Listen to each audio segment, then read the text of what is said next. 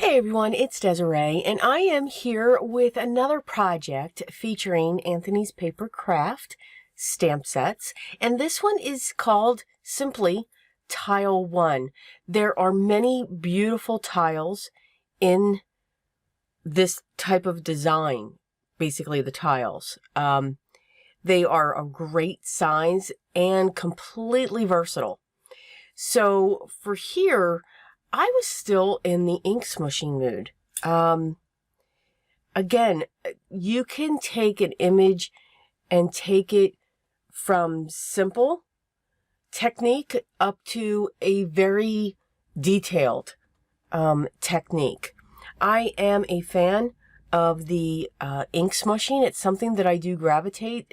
You know, we always have those things when we are creating our cards or creating our projects, crafting. There are things that we focus on, that we kind of gravitate to. For me, I think it's three things. I think it's definitely colored pencils. I think it's ink smooshing and vintage photo. I'm just saying. Vintage photo. It's a staple. But when it comes to the ink smooshing technique, there's so much that you can do with it. Now, I also do lean towards the speckled look. I like the dots. I don't like the solid.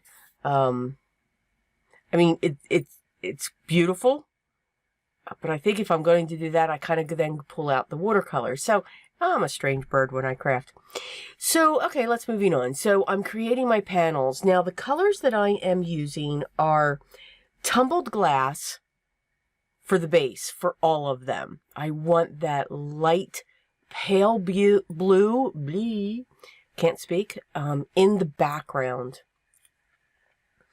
I'm going to go over them, or over that tumbled glass, with one panel having peacock feathers. I haven't used that color in a while.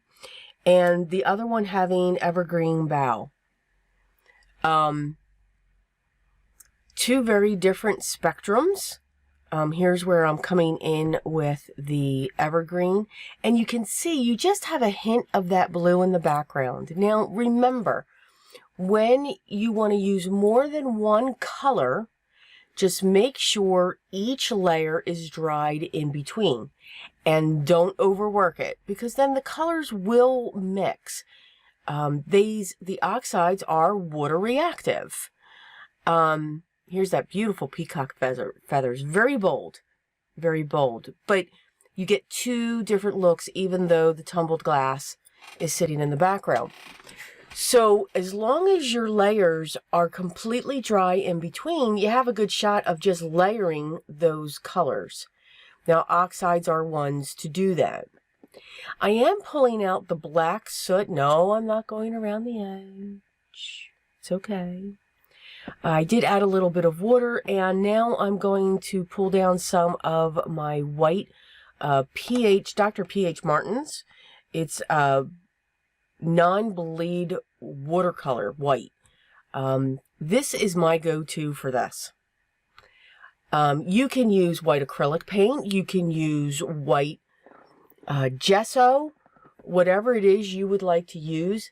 Remember, though, the oxides are water reactive. So that white will change colors. It will grab the color that it's sitting on top of. This P.H. Martin's, I get it from Dick Blick. It does not change color. It stays solid white, so I can create awesome snow blizzards. It's fun. I like to do that.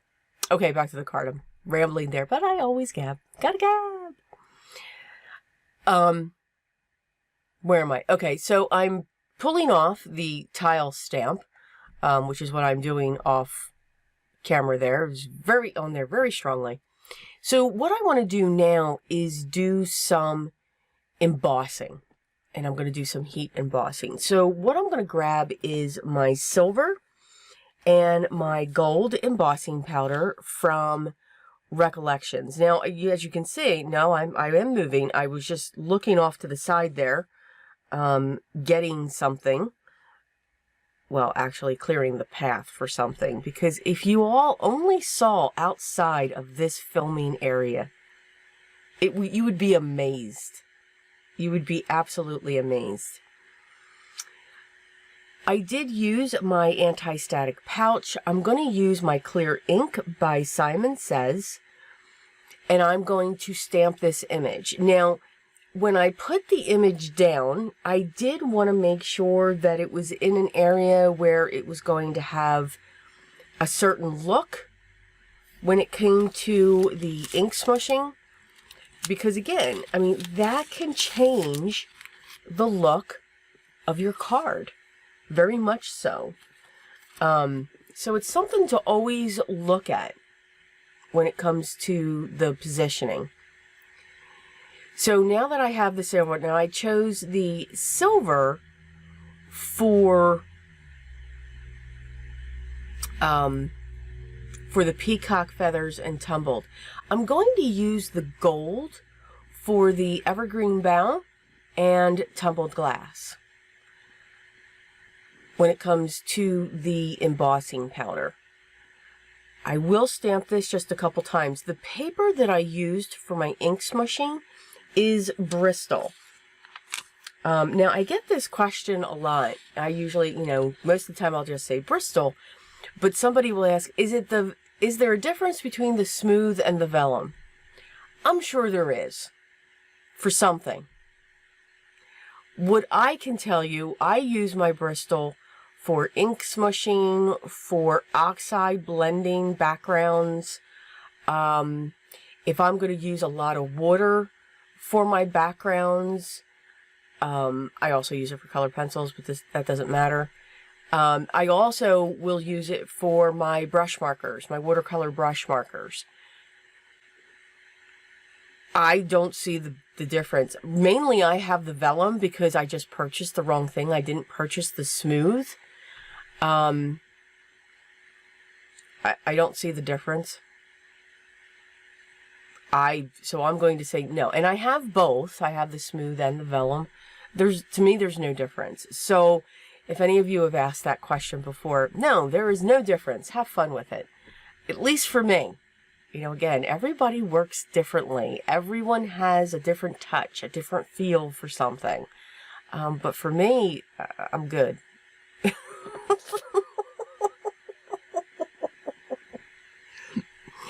All right. So let's go back to the card. Now, yes, you saw my scissors go in front of that. No, I'm not going to cut. One of the things that I was toying with is to layer these two squares. So what you could do is, because the way the pattern is and it's very symmetrical, you could actually quarter this design. Have your edges even and literally quarter it. And then I was going to have those corner pieces set underneath the other panel. So either have the blue up on top and then having the green come out of the side pieces. So you'd have this turning thing going on with the squares. I didn't want to cover either of them up. So I decided to just trim them down very closely to the edge so that they would be even. And then I will be matting these. But here I'm just going to show you how the panels are completed for our projects. Again, very simplistic, but it has a great impact. These are great note cards that you can just put in your stash. So that is what our panels look like. So what I did, I created mats for each of these. I cut a piece of black cardstock, and that was cut just a little bit larger than the ink smushed panel. And then I grabbed a piece of gold mirror and the iridescent mirror cardstock to set behind. The gold, of course, went with the gold embossing, and the iridescent went with the silver.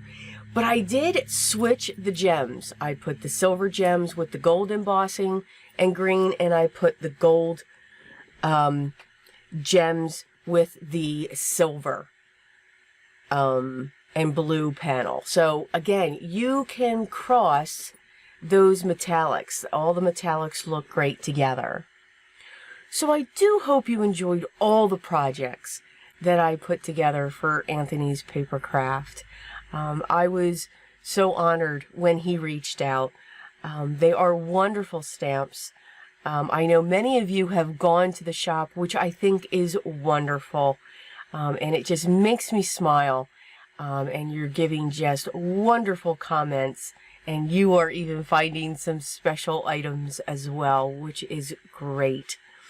Just stay tuned. Know that you saw a lot of Christmas in the stamps that I showed in the showcase. So absolutely, you will see those as we get closer to our Christmas series or Christmas to create those cards. But you never know, maybe we'll do a Christmas in July as well. I hope everyone is enjoying their day. I thank you so much for stopping by and taking some time to watch the video.